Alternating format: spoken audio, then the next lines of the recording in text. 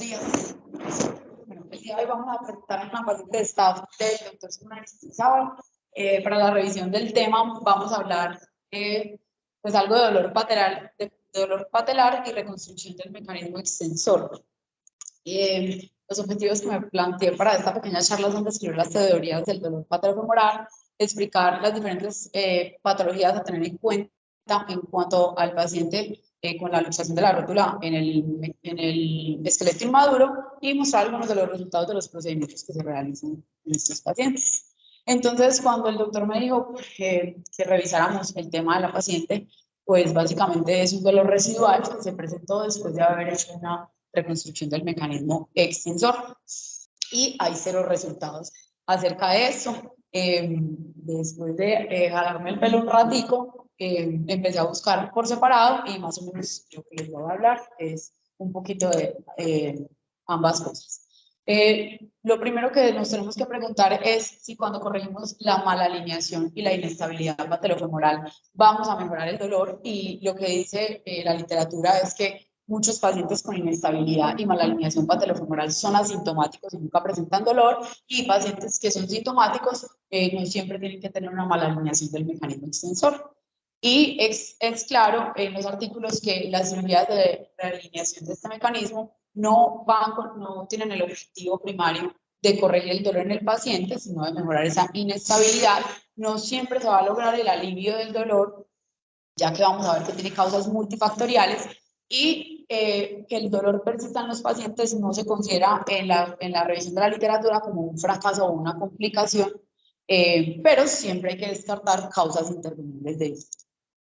Encontré estas dos teorías que creo que nos aplican muy bien para el caso clínico de la paciente, y es cuáles podrían ser las explicaciones de por qué sigue doliendo la rótula, y encontré pues el modelo neural donde explican que hay un daño de estos pacientes del retináculo lateral en cuanto a los nervios. Hay una desmielinización y fibrosis de las fibras aferentes que van a tener una transmisión anormal del dolor. Además hay una alteración de las fibras de propiocepción y aumento de la sustancia P, que sabemos pues que es la que está relacionada como neurotransmisión con el dolor. Y otra teoría de homeostasis vascular en la que hablan de que estos pacientes per se tienen una isquemia o hipoxia transitoria en estos tejidos que aumenta la presión venosa intraósea, que va a empeorar pues con la carga axial y la disminución del flujo sanguíneo que le demos a un mecanismo que está alterado. Y lo que pasa es que esta isquemia va a inducir factores de crecimiento neural, que entonces se junta ya con la explicación de la diapositiva previa. Y también lo que dicen es que esto es una de las razones por la cual estos pacientes dicen que tienen dolor con el frío, y el dolor suele ser lateral porque el retináculo lateral puede ser más vascular. Quiero en dos diapositivas recordarles a mis compañeros entonces algunas definiciones. El primer episodio de luxación es cualquiera que necesitemos llevar a una reducción por el personal. Una luxación recurrente es cuando llevamos más de 2 episodios que estén confirmados. La pasiva es cuando uno con las maniobras del examen físico logra sacar esa rótula de su configuración normal. La habitual entonces es cuando la patela está luxada en extensión y de forma, pues mediante el trayecto de la flexión se reduce sola. La congénita entonces es un espectro de una enfermedad que es obviamente toda una patología diferente, y es pacientes que nacen pues con la rótula fuera del mecanismo extensor desde el principio. Hay diferentes grados de severidad. La del desarrollo entonces es una patela que no está luxada cuando nace, pero se presenta en los primeros años de vida, normalmente cuando empieza la marcha. Luxación voluntaria pues es que se genera por una contracción selectiva, el paciente lo puede hacer, y una luxación de la patela sindrómica que está asociada pues con enfermedades, por ejemplo el síndrome de Down. Con respecto a la clasificación hay varias, les traigo esta que es la más mencionada en la literatura. La luxación congénita, ya les dije, está luxada desde el nacimiento, se presenta en general o la logramos diagnosticar en los primeros 5 años. La permanente es la que nunca ha estado, pues no se devuelve a su posición normal. Luxación habitual, les dije, está luxada en extensión y sola en flexión se reduce y va entre los 5 a los 8 años, habitual en extensión, y la recurrente que puede ser episódica u ocasional. y se presenta más en adolescentes. Entonces, a mí siempre me parece un poco más fácil intentar entender las cosas paso a paso. Entonces, el primer paso que les traigo es, en rodilla es muy importante definir las características del dolor y les traigo esta imagen que es muy básica, pero es importante recordar puntos que podamos tener en cuenta para identificar el dolor. Si el paciente logra con un dedo poner pues el lugar del dolor, entonces recordar lateral, tubérculo de Jerdí y la banda iliotibial y medial, que pueden doler muchas más cosas. Les muestro acá la plica que tan, pues duele entre la inserción del tendón patelar y la rótula, que últimamente pues se está sobrediagnosticando, pero realmente sí se puede encontrar cuando uno hace pues el abordaje de estos pacientes. Bueno, y acá también entonces describir esas características. Es un dolor mecánico, si es neuropático. Ahorita vamos a hablar un poquito de la lesión del safeno durante el abordaje quirúrgico, características inflamatorias, y también debemos diferenciar si ese dolor no está relacionado con la patela y que tenga alguna otra lesión dentro de la rodilla. El segundo paso es definir si ese dolor es por inestabilidad. Si después de los procedimientos que le hicimos al paciente persiste con inestabilidad y esta es la causa. Y debemos decir entonces que es una patología multifactorial, como se los muestro en la imagen clásica de la izquierda, donde tenemos una alteración del mecanismo extensor que va hacia lateral, con una, puede estar asociada a una anteversión femoral, con una torsión tibial externa que empeora esa lateralización, con un retináculo lateral que va a estar pues a ejercer más fuerza que el retináculo medial, y puede estar también asociada pues a hiperlaxitud, y debemos evaluar las características de los procedimientos que se le han realizado también al paciente. Entonces debemos decir que cuando se presentan fallos en el manejo quirúrgico, en los pacientes que se les realizó por una luxación de la rótula, debemos evaluar esas características iniciales, individualizarlo y mirar cuál de todas estas factores fueron los que no se abordaron adecuadamente.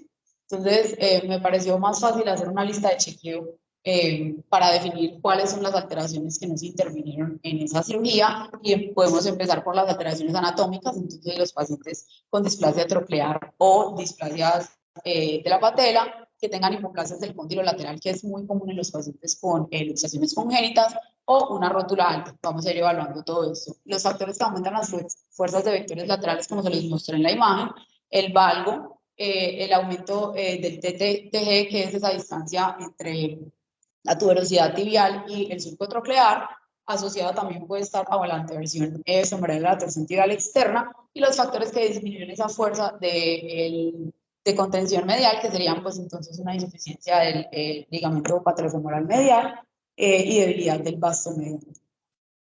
Empezamos entonces con la displasia troclear, y lo que debemos decir es que se asocia, se encuentra en un 96% de los pacientes que tienen una inestabilidad. Recordar los tres signos clásicos que describió de Jules, que nos van a ayudar a clasificarla de A a D. En la clasificación A, como lo vemos en la imagen de arriba, entonces está el signo de entrecruzamiento, que lo que nos habla es de una pérdida de profundidad del surco. En las B vamos a encontrar un pico supratroclear, o el SPUR que mencionan los artículos, nos habla de algo de aplanamiento, y en la C lo que encontramos es un doble contorno, que lo que nos dice es que puede haber ya una hipoplasia del cóndilo medial en la tipo D. Vamos a encontrar los tres signos juntos. Se los muestro acá entonces en la imagen de la radiografía. Y aquí está pues nuevamente la clasificación. La A simplemente tiene un ángulo de profundidad del surco que normalmente es mayor de 145. La B ya vemos una troclea plana. La C, la B tiene SPUR, la C también, y ya tiene una hipoplasia del cóndilo medial. Y la D, entonces lo que nos dicen es que el cóndilo medial es como una cantina. Ya está. Y las trocleoplasias están indicadas para las displasias trocleares de B y C y D, perdón, que tienen ese SPUR, que en general se debería intervenir cuando tiene más de 3 minutos. Respecto a la displasia patelar, recordando entonces la clasificación de Weaver, que lo que nos habla es si esas dos facetas o carillas de la patela son cóncavas y son del mismo tamaño. La 2 ya tiene una carilla medial que no es cóncava sino aplanada, la 3 ya es convexa, y la 4 pues no tiene carilla medial, y lo que dicen es que parece una gorra de un pasado. Y también es importante mirar en la tomografía, en el plano axial, pues, el ángulo de inclinación de la rótula hacia lateral, que debería ser menor de 20 grados. Me pareció importante esto, la imagen quedó corrida, qué pena con ustedes, y es esa inclinación donde vemos en la radiografía que la faceta lateral debería ser anterior a la cresta de la rótula, y cuando esto no se va dando, pues ellos nos hablan de un signo del balón de rugby, de los nubes.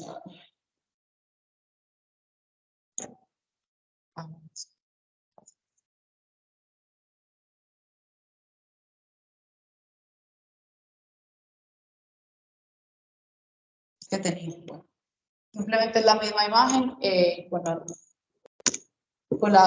radiografías, y lo que vemos es que la rótula se ve más de frente y que parece pues un balón. A ver, está al revés, que bien. La C, pues, la 3 es patológica. Con respecto entonces a otra cosa que tenemos que evaluar es esa patela alta.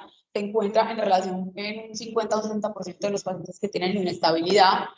Hay muchas formas de medirla, pero la más validada para pacientes con esqueleto inmaduro y la que menos variabilidad tiene es el catón de Shams, que como lo vemos allá, entonces simplemente trazamos una línea desde la cortical anterior de la epífisis de la tibia hacia el borde inferior de la carilla articular de la rótula, y otra línea que va por toda la carilla de la articular de la rótula. Vamos a dividir esto, y lo normal es que no nos debe dar ni menos de 0.6 para decir que es una patela ínfera, ni más de 1.2 para decir que es una patela alta. Que también es común pues que cuando hacemos corrección en los procedimientos quirúrgicos la dejamos sobrecorregida y quede baja. Con respecto a ese aumento del vector lateral, entonces ya les había hablado pues del valgo que se puede presentar con una hipoplasia del cóndilo lateral, y aquí debemos hablar entonces pues o pensar en crecimientos guiados. La anteversión femoral y la torsión tibial externa son frecuentemente olvidadas y pasadas por alto en los procedimientos quirúrgicos. Aquí hablamos entonces de una mala alineación miserable. Les muestro pues acá cómo se hace el crecimiento guiado sin tener que sacrificar la reconstrucción del ligamento patelofemoral medial. Y pues simplemente recordarles a mis compañeros cómo se mira la anteversión en cuanto al eje del cuello femoral y la parte posterior de los cóndilos femorales, y la torsión tibial externa, pues, o la torsión tibial en la borde posterior del platillo y los malévolos. Es importante en cuanto a la clínica evaluar esta lateralización del mecanismo, recordar el ángulo Q, como lo vemos en la imagen. Entonces pues, es una imagen que nos hacemos de forma virtual, que va desde una línea desde la espinilla superior hacia, por todo el eje del tendón del cuádriceps hacia la rótula, y otra que va desde la rótula hacia la tuberosidad tibial, y pues, no debería ser mayor de 12 o 15 en los hombres y no más de 16, 17 en las mujeres. En general pues está bastante aumentada en estos pacientes con alteraciones del mecanismo extensor, y la forma más objetiva de medirlo pues es esa distancia que ya les había hablado entre la tuberosidad y el surco troclear. Está presente esta alteración del TTG en el 56% de los pacientes que tienen una inestabilidad versus el 3.5% de los pacientes que no tienen alteración de este mecanismo, y clásicamente se habla de 20 milímetros pues, o mayor de 20 milímetros, pero ya hay escalas en cuanto al crecimiento de los niños y a la edad, donde decimos que para los niños más de 12 milímetros es patológico. Se les muestra acá pues como un poquito más fácil de graficar, y lo que sería la distancia. Con respecto a la evaluación de la debilidad de los restrictores mediales, entonces recordar que el ligamento patelofemoral medial va a hacer esa restricción de más del 90% en la zona de la extensión entre el 0 y los 30 grados de flexión, y que cuando hay una falla del mismo, pues lo que vamos a encontrar clínicamente es un signo de la J, que vemos que la rótula media que va haciendo la flexión se encarrila donde debería ir. También va a haber una movilidad aumentada de más de 2 cuadrantes hacia lateral en general, un signo de aprehensión positivo, y la prueba de Feldman, que recordemos que es cuando nosotros intentamos hacer una patela en flexión y logra salirse de la tróclea. Es común que haya, como se les muestra en la imagen, una falla del patelofemoral traumática, y lo más común es que se da una avulsión en la inserción patelar. Esta es la traumática, pero cuando ya tenemos intervenciones y reconstrucción del ligamento patelofemoral medial, lo que vemos es, y es importante recordarles, les muestro esta imagen que no la encontré en casi ningún artículo, es que la inserción del ligamento patelofemoral medial en los niños es epificiaria, más o menos unos 6 a 8 milímetros distal a la fisis, por lo tanto el punto isométrico de inserción o de donde deberíamos reconstruirlo es muy diferente a los adultos y la relación está entonces con el músculo de los aductores. También es importante el plano sagital, no debemos ponerlo muy anterior porque podemos pues, poner rígida la rodilla y debería estar entonces en relación con esa línea de Blumenson, como vemos ahí muy bien en la imagen. Y cuando falla este ligamento en las reconstrucciones, pues lo más común es que falle en su inserción femoral, que es la que nosotros reconstruimos.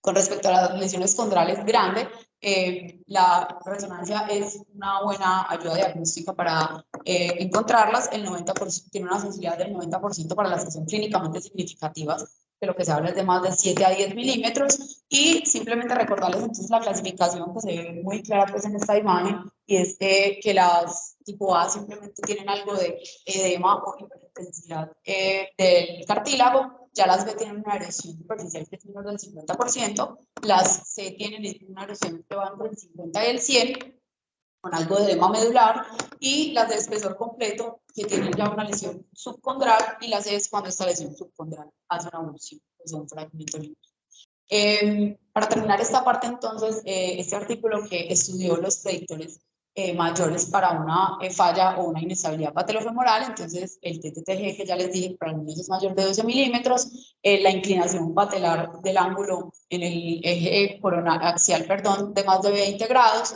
el catón de Chomsky aquí lo mencionan como más de 1.3 y la displasia troclear, que ya dijimos que las que se deberían intervenir con respecto a una trocleoplastia serían las B y las D. Y este artículo pues hizo un análisis multivariado y encontró que estos factores eran los más importantes, entonces nuevamente la displasia troclear, la historia de una luxación contralateral, un paciente con esqueleto inmaduro y un catón de Chomsky, pues acá lo muestran como más. Entonces cuando tenemos los 4 factores de riesgo, 3, 75% de riesgo de falla o de reluxación y 4, un 88%. Entonces esta parte de evaluar qué pudo haber faltado en la cirugía que hicimos, y vamos a preguntarnos si esta rótula quedó sobrecorregida con estos procedimientos. Y lo que podemos evaluar clínicamente es si tenemos una disminución de la rótula de menos de un cuadrante, si hay una movilidad aumentada hacia la parte medial o una inclinación medial, o sea, invertimos el ángulo de inclinación. La prueba gravitacional, que es una prueba que se realiza en decúbito lateral, lo que uno hace es una abducción pasiva y extensión de la rodilla, y esa rótula se va a desencarrilar, se va a ir hacia medial. Cuando le pedimos al paciente que contraiga el cuádriceps, pues ella vuelve y se realinea. Y siempre puede reportar el dolor patelofemoral con la prueba de Clark y la prueba de Green, que es simplemente comprimir la rótula y hacer contracción activa del cuádriceps. El siguiente paso, entonces, es evaluar las lesiones neurológicas que puedan presentarse durante los abordajes. No son infrecuentes. En aras del tiempo les voy a mencionar pues, las más comunes. Las del nervio femoral como tal, de las ramas que van sensitivas hacia el vaso lateral, es poco frecuente, no hay mucho en la literatura. Recordar que pueden dar algo de inervación a la cápsula y a los ligamentos. La lesión del safeno, que recordemos que sale entre el sartorio y el recto interno, es muy frecuente. Tenemos la rama infrapatelar que se la resaltó ahí, y se presenta pues tanto en los procedimientos artroscópicos como en los abiertos de rodilla. Y la del peroneo común es un poco más infrecuente, pero también debemos recordar que hay una rama que es articular, aunque en general pues la alteración de la sensibilidad se da un poco más hacia la pierna descendiente. Y por último vamos a hablar de los diagnósticos de exclusión, y les traigo simplemente este artículo del síndrome de dolor lateral por compresión de la rótula. Se presenta más en mujeres y también se puede presentar en pacientes con esqueleto inmaduro. En general es un dolor que está únicamente cuando el paciente está sentado durante mucho tiempo y inmediatamente cambia de posición. Lo que dicen es que se da por una contractura del retículo lateral o un cuádriceps corto. Es difícil hacer el diagnóstico, las imágenes de resonancia no son consistentes, y en la tomografía pues podríamos hacer cortes axiales a diferentes grados de flexión, y lo único que vamos a encontrar es la inclinación lateral de la rótula y una disminución del espacio articular. ¿Me ayudan a aceptar a alguien que está por ahí? Y pues que la verdad era un diagnóstico que no conocía, es la hipertensión patelar, y lo que uno puede encontrarse un paciente que tiene una disociación entre los hallazgos clínicos y el dolor, es desproporcionado y lo que se presenta es por un aumento de la presión venosa, por disminución del drenaje del mismo, que en general se da principalmente en el vértice. Lo que dicen es que se da por una compresión de la grasa de Hoffa y una flexión sostenida, y que normalmente lo que se ha encontrado es que la presión venosa debería ser hasta 15. En estos pacientes que tenían este dolor anormal encontraron presiones intrapatelares de más de 25 milímetros de mercurio. Las gamografías tienen muchos falsos positivos por la buena vascularización que tiene la rótula en los niños, y pues en realidad lo que hacen es una prueba de provocación del dolor inyectando solución salina dentro del paciente. 3 diapositivas de los resultados de los procedimientos. Este artículo del 2014 nos habla de las tasas globales de los diferentes procedimientos, con tasas de fracaso de 10 a 30% en cuanto al procedimiento de Langevin modificado, con tasas del 10 al 15, igual que en Gramont y en Brooks Goldway, y las tasas más bajas de fracaso las tienen pues la reconstrucción del patrón femoral, obviamente nos lleva a otras técnicas. Siempre este artículo lo resalta, puede presentarse el dolor patológico tardío, como vamos a ver. Este artículo del 2020 es del procedimiento de Langevin modificado. Son 13 pacientes en promedio de 15 años, con un seguimiento muy bueno, casi de 5 años. Y lo que encontraron era que solamente tuvieron un porcentaje de realización del 11% en dos pacientes con muy buenos arcos de movilidad. Todas las escalas funcionales mejoraron estadísticamente significativa, pero tuvieron una incidencia de dolor patolofemoral en 11% de los pacientes, que en general eran pacientes con una luxación crónica previa. Y un paciente fue sobrecorrección medial. Y por último, pues que ya combina las dos técnicas, es un artículo muy reciente del 2021, son 15 rodillas, pacientes un poco más jóvenes, ninguno se les reluxó, un paciente quedó con sensación de aprehensión, pero no se luxaba, los arcos fueron muy buenos, pero también tuvieron pues, pacientes con dolor anterior de rodilla. Por último, les traigo pues este algoritmo que simplemente resume todo lo que acabamos de hablar. Entonces, evaluar el paciente, mirar si tiene un valgo de la rodilla en caso tal de que tengamos un esqueleto inmaduro, entonces debemos hacer un crecimiento grado, mirar si tenemos un TTG aumentado en el esqueleto inmaduro, entonces hacer algún tipo de procedimiento como el Goldway o el Gramont también lo podemos hacer. Si tenemos una patela alta, igualmente debemos corregirla con estos dos procedimientos. Y por último, si tenemos una patela ya con una alteración congénita, a ayudarnos de realinear el mecanismo lateral.